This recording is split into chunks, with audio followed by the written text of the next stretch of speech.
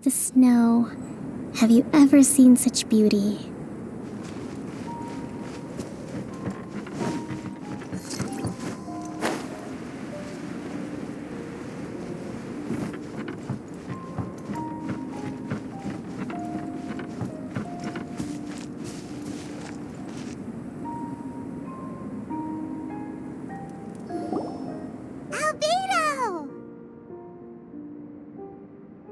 Traveler, Paimon. I suppose your story is ready. Yup. How about you? Do you need some more time? No need. I am also ready to tell my story. Paimon calls dibs! Paimon first! Please, go ahead. Okay, here goes. Once upon a time, there was an evil researcher who went into the mountains and did a crazy experiment on whopper flowers to transform their appearance.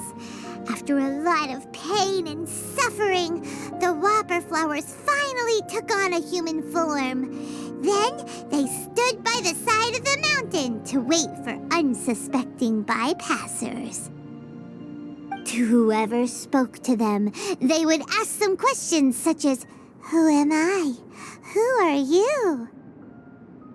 If the bypasser got the wrong answer, the last sound they'd make would be a yelp before the whopper flower ate them alive in one bite. Ooh, truly frightening. What the? You two aren't scared at all! Don't go nitpicking, okay? If you didn't like the story, go write your own!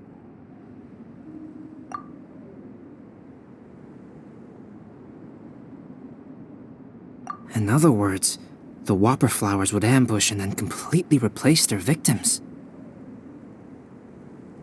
And then what? Go back to where the person lives? Enter their home? Eat their whole family? Ah! Paimon made up this story, but now Paimon's the one who's scared by it. It's a good story. Oh, may I write it down? I may bring it up in future conversations. What for? Just to scare people with? Yes. You've got a real mean streak, Albedo. Mine is a little longer than yours. It starts with an alchemist. A great alchemist once created Subject 1. Subject 1 was her proudest achievement, and successfully blended into human society.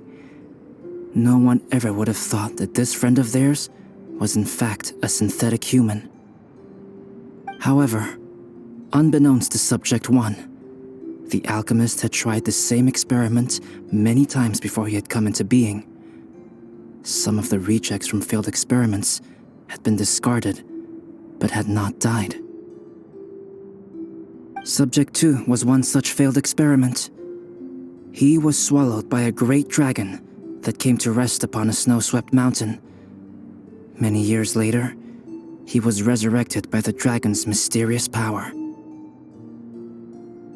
He saw all kinds of people on the mountain, including Subject 1, who had somehow miraculously blended in among them. Never in Subject 2's wildest imagination had he thought it possible for experimental life forms such as they to deceive everyone so successfully. He saw the way humans accepted Subject 1 as a friend, witnessed their affection as they addressed him by name. This was what Subject 2 wanted. Now, all that Subject 2 desired was to replace Subject 1 and take the joy of his existence for himself. This is giving Paimon the chills. So scary. Subject 2 began to unfold his plan. He stole Subject 1's books and notes and studied all that Subject 1 had learned from the alchemist. Subject 2 was highly intelligent, and he learned quickly. He changed his face into an exact replica of Subject 1's face. Then, he found a plant with mimicry capabilities and transformed it using dragon blood and alchemy.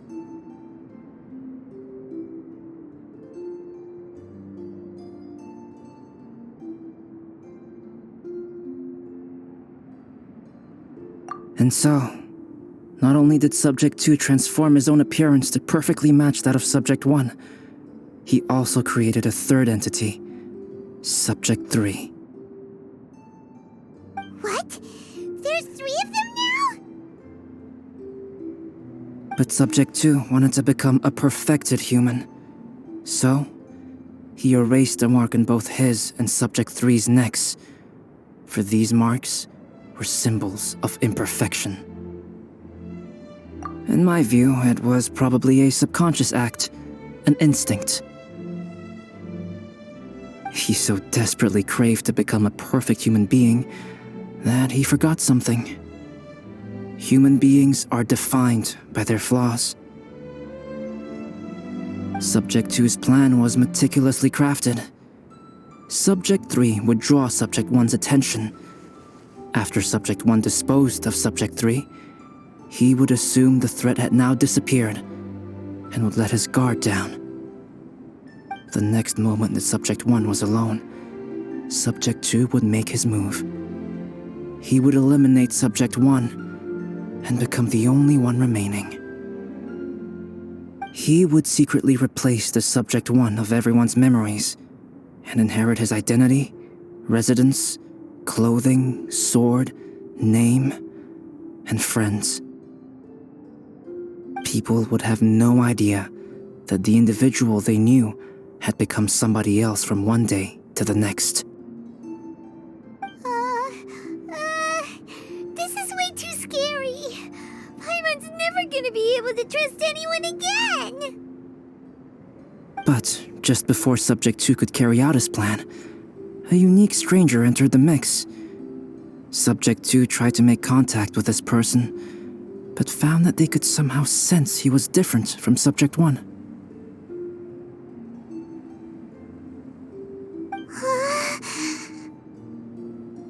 What's wrong? Are you scared? What happened then? What happened to the stranger? He became a new stage in Subject 2's plan. One more person that Subject 2 had to dispose of. It's as if there were 3 identical roses in a garden. Only one of the 3 was a fine specimen, while the other 2 were defective specimens that bore poisonous thorns. In all the world, only the gardener who tended to them could tell which was the good specimen. People do not like poisonous plants. Only a perfect rose can fetch a high price.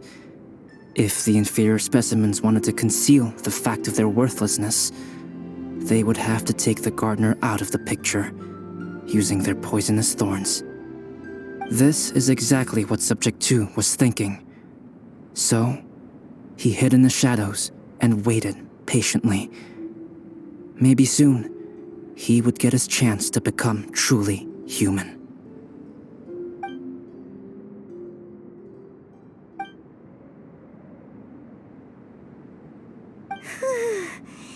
That was intense! So what happened after that? Did Subject 2's plan succeed? Paimon can't bear thinking about it. Fortunately, it is just a story. And even in this story, Subject 2 did not succeed. But you can never let your guard down on Dragonspine. Monsters mutated with Durin's power and blood are also creatures of Rhine-Daughter, just like me. You must beware of all such creatures. I'm glad to hear that. It's okay. I know what I am. You and I are both different, so there is no need for me to hide the truth from you. The only thing is that sometimes, when I think about how mighty the power of alchemy is, I feel so small. As beings who set foot in this world, how arrogant are we in desiring to control our destiny and in desiring to create? Is creation an arrogant act, traveler? If not, why do we call the ones that created us and control us gods? If it is, then what qualifies us to call ourselves creators? How far must we take our reverence and respect, and what purpose does it serve? Nothing special, but whenever I think about it, I feel a twinge of grief. Poor Albedo. Hello? Traveler, are you here? Hey, is that Amber? Thought we might find you here. We're here to deliver a message from Cyrus. There's gonna be a big event down at the base camp, and they want you there too, Traveler. Winter camp is nearing its end. Apparently, even provisional instructors are required to attend. Looks like we need to go, Albedo. Bye for now. Then I won't keep you. I have some things to attend to here, so forgive me for not seeing you down. Don't worry about it. There have been no issues getting up and down the mountain recently. Is everyone ready? Let's not keep them waiting.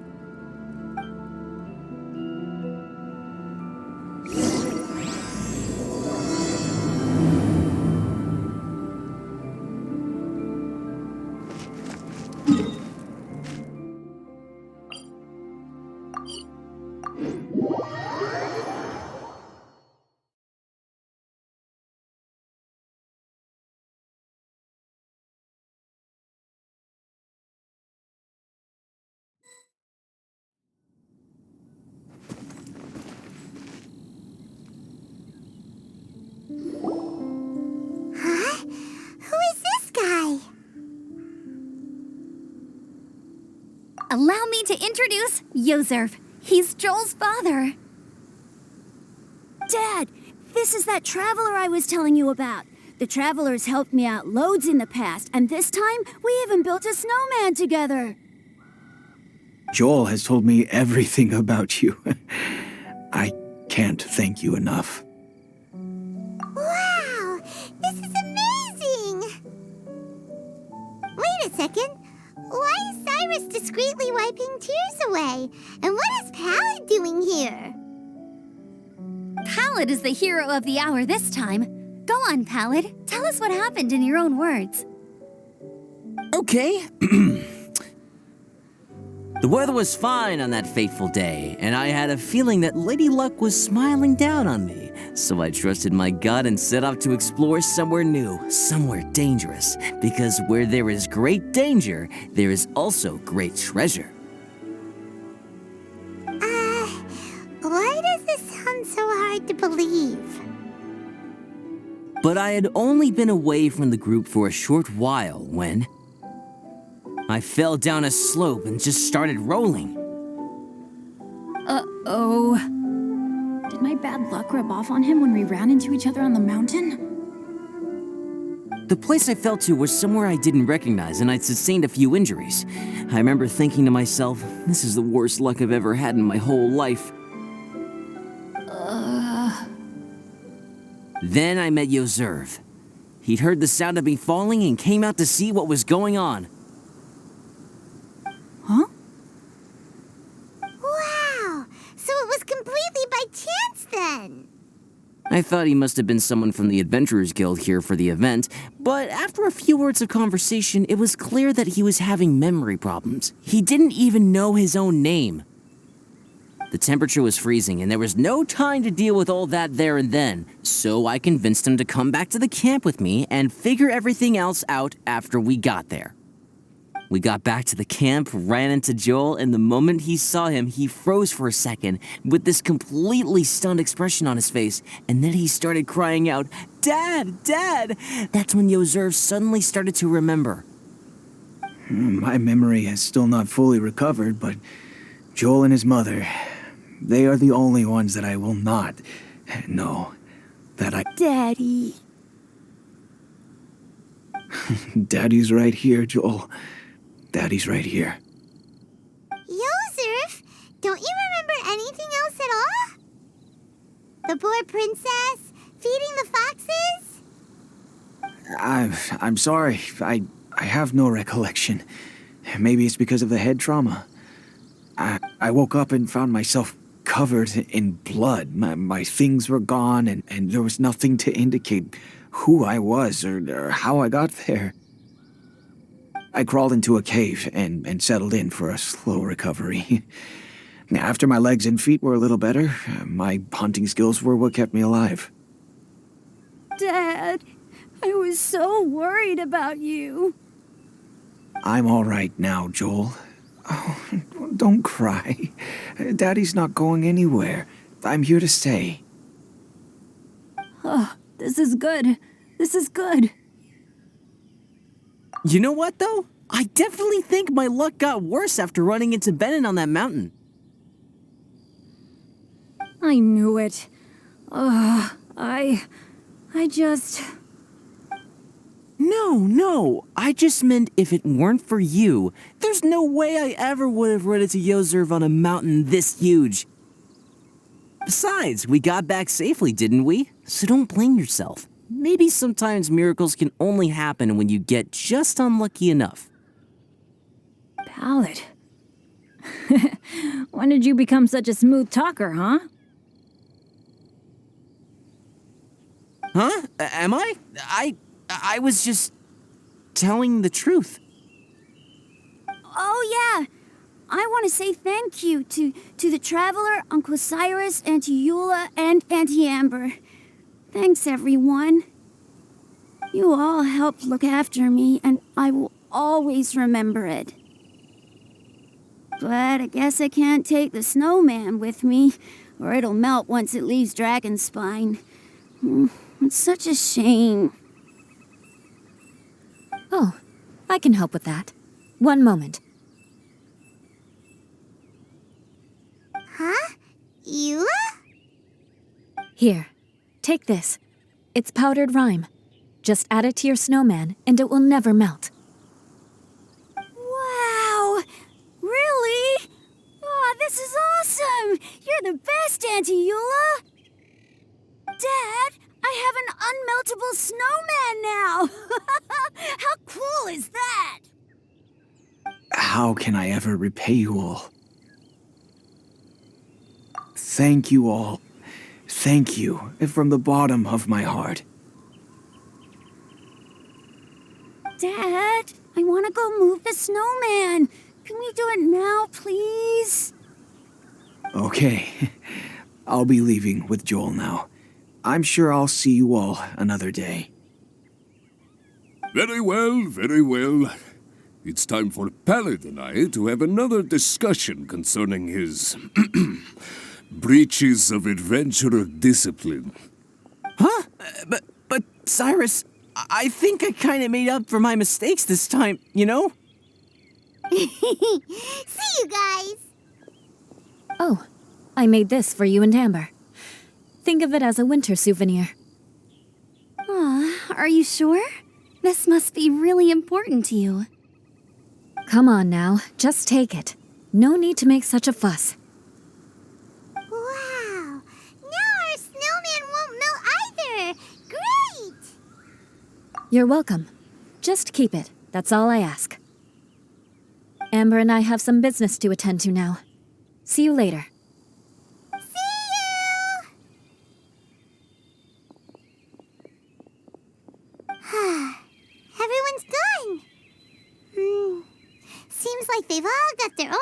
have to do now. Oh! You know what?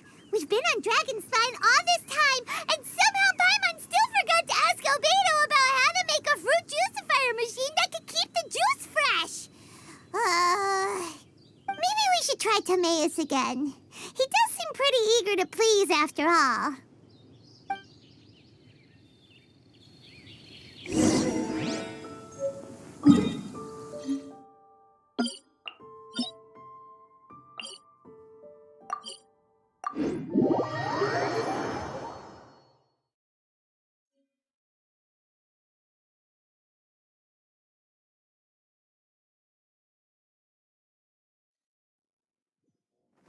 Such fortunate weather. Care for a walk? Timaeus! Traveler and Paimon, what can I do for you? Wait a minute. You've got that mischievous look on your face. Oh, you're not still thinking about that ridiculous juicer thing, are you? Timaeus, will you help us? Well, if the Traveler isn't really interested, then, yeah, maybe I'll give this one a pass. It's just the weirdest request ever. No, but Paimon's Sunsettias are gonna go to waste without it. And the time it would take me to research something like that, I could probably pick those Sunsettias again 10 times over. New research project, Timaeus? We meet again. Oh, Albedo, thank goodness. So the situation is, Paimon wants a machine that can turn fruit into juice and keep the juice fresh. I mean, surely it's... Majorly important, that's what it is. If you can manage to invent this, we'll never have to worry about fruit going bad ever again. That's impossible.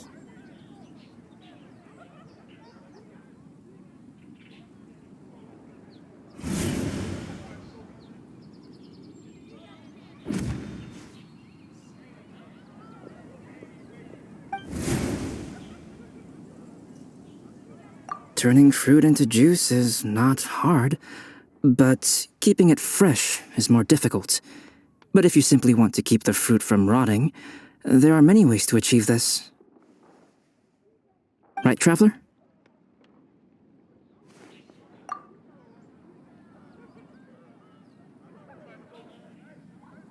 What about his neck? What's wrong? Is there something on my neck? From the look on your face, it's as if you thought I just played a practical joke on you that was in exceedingly poor taste.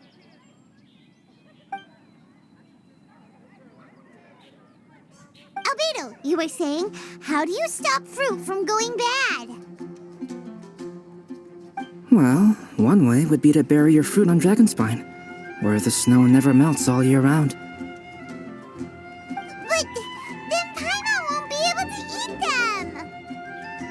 You could always live on Dragonspine.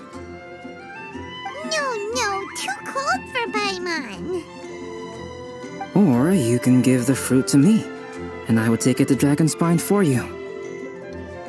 But since you don't like the cold, you'd have to send someone else to pick them up when you want them. This is where you come in, Traveler. Suddenly sounds a lot more feasible with other people doing all the work. Okay then, shall we go with that idea? Fruit buried on Dragonspine will stay fresh for much longer. However, it is also possible that the fruit will sprout and grow into fruit trees. Who knows? Maybe the next time you visit, it will have grown into an orchard. You can water the trees, add fertilizer, and when they finally bear fruit, you will have some fresh Sunsettias. No way! Then Paimon will have to be a gardener. That's not the goal here. Oh? Well, I don't think being a gardener is so bad.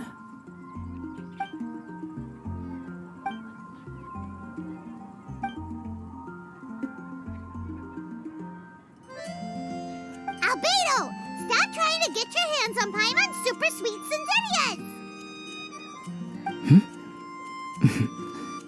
It bothers you, does it?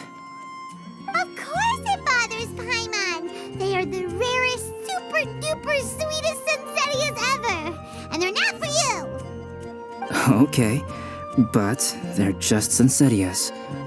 I think you're only so attached to them because you don't have much fruit of this quality in your possession. When someone's pockets are full and their spirit is fulfilled, they don't easily fall prey to this kind of yearning.